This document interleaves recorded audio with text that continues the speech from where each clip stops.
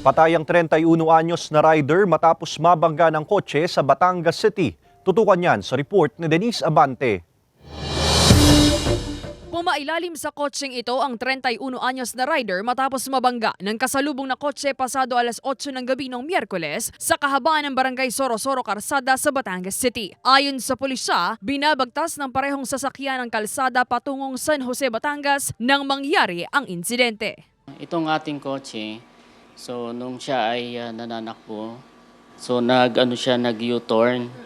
Ngayon hindi niya napansin, marahil yung motorsiklo na papadating, kaya yung motorsiklo ay bumangga sa kaliwang bahagi ng kotse. Posible rin daw na nataranta ang driver ng kotse kaya nagulungan pa nito ang nabanggang rider. Nagtamo ng mga matitinding sugat sa iba't ibang bahagi ng katawan ng biktima. Naisugod pa sa ospital ang biktima ngunit kalaunay namatay din ayon sa pulisya. Tumanggi ng magbigay ng pahayag ang kaanak ng nasawing biktima ngunit ayon sa kanila, nagkausap na sila ng nakabanggang driver. Sinusubukan pa ng GMA Regional TV Balitang Southern Tagalog na makuhanan ng pahayag ang driver ng kotse. Samantala ang residente namang si Florante saksi na raw sa ilang aksidente sa harap ng kanilang tindahan dahil umano sa matutulin na sasakyan.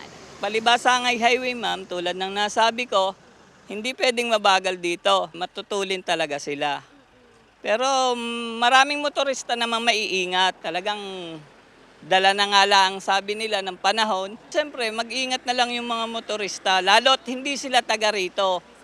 Hindi sila sanay dito sa daang ito. Kaya paulit-ulit na paalala ng pulisya sa mga motorista, Magdoble ingat sa kalsada, huwag magmamaneho ng kulang sa tulog, wala sa kondisyon ang katawan. At gayon din, lalong-lalo, huwag magmamaneho ng nakainom o nakabarik sa Batangas. kasama si J. Arman Hares, Denise Abante, Balitang Southern Tagalog.